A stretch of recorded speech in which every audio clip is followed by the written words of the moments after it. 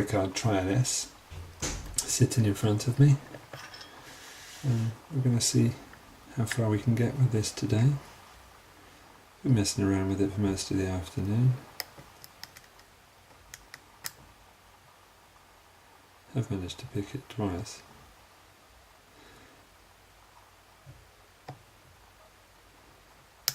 But I would like to add that it's not an easy pick.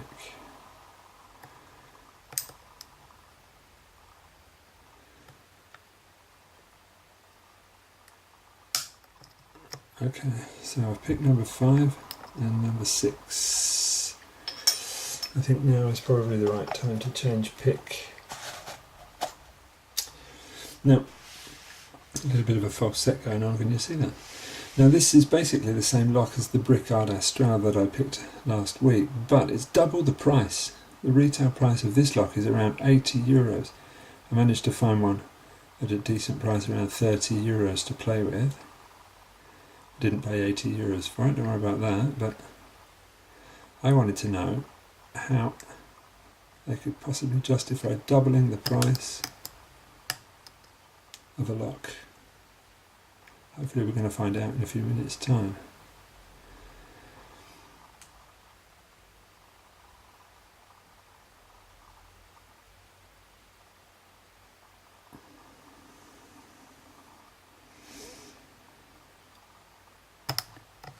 I'm taking my time here. I'd rather waste time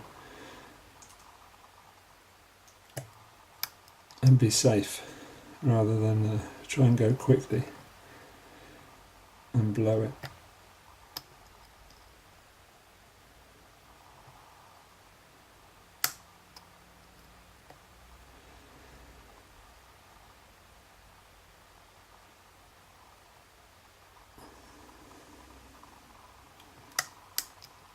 So if you followed that, I set 5 and 6 first of all, then I came back to the front and I've done 1, 2 and 3 on the spools.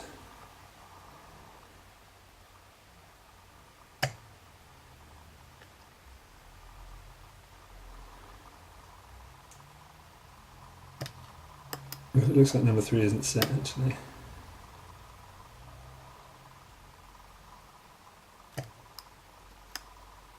Maybe it is now.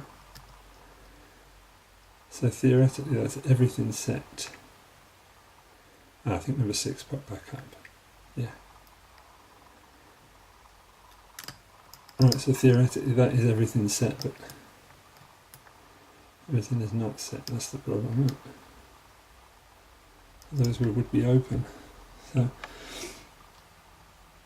a little bit of attention, see if anything is.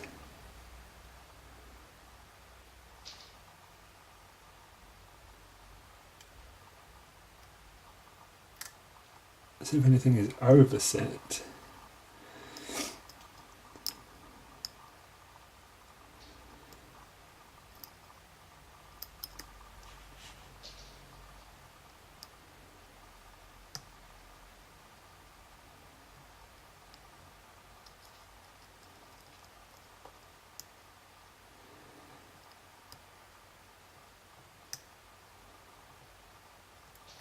I'm going to go back to the first pick I had. A little curved flag.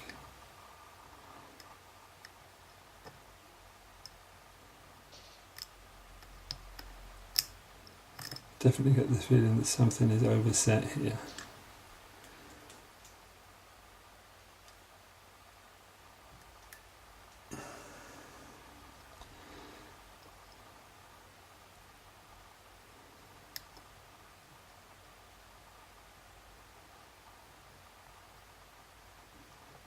With a little nudge of number 4, and it opened.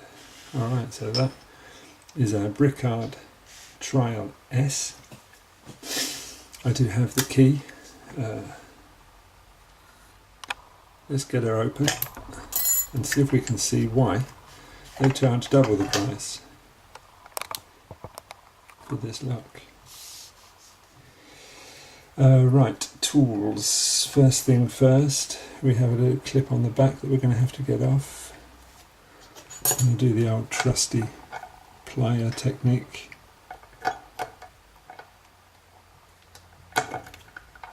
because I don't have one of those funky tools that everyone has to help you get these clips off. I've bent the clip up a bit, but I've got a whole bag full of these guys.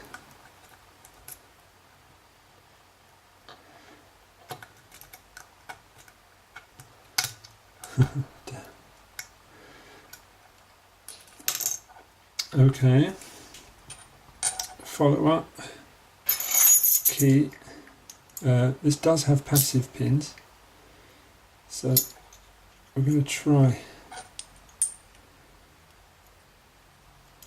I'm going to do it like this actually.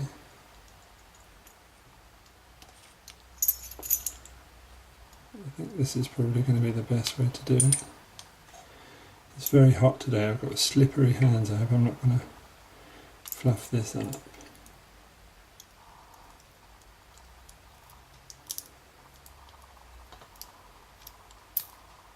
For the moment I am fluffing this up.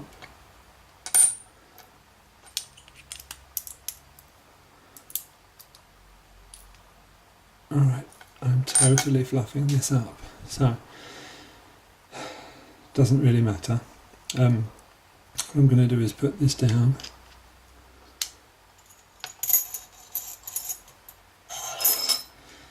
And we'll see what we've got now.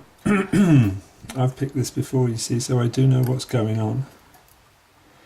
Number 1, number 2, number 3, number 4, and number 6 are all the same. The interesting pin is pin number 5. That wasn't a total disaster. Maybe looked a bit silly on the internet. Well, I'm not too embarrassed. Number 1. Number 2. Number 3. Number 4. So that was actually number 6. That was actually number 5. And that was actually number 4. Okay, so this is turning into a bit of a disaster. But, you know, it's hot and sweaty today. I got good excuses.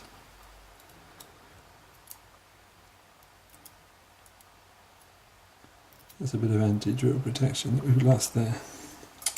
Alright, let's get in a little bit closer and see what's going on. What I wanted to really draw your attention to was this little bugger down here. Can you see that? Pin in pin. We've put a pin in pin in this lock. I guess that's one of the only things that we can do, that we can see to justify the increase in price.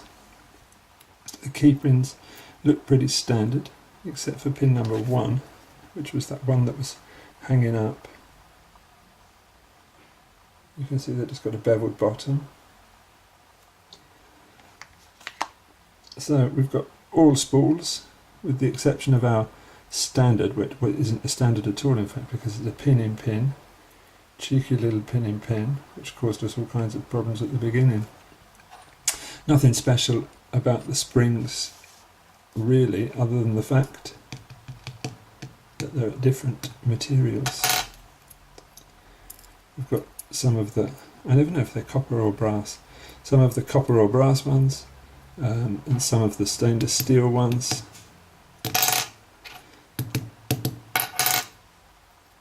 So we've got a variety of spring types. We've got spools with a pin in pin, and we've got normal standard key pins, with the exception of pin number 1, which is beveled at the bottom, so it's going to hang up more often. So that's actually quite a complicated lock. I really enjoyed picking that. Thank you.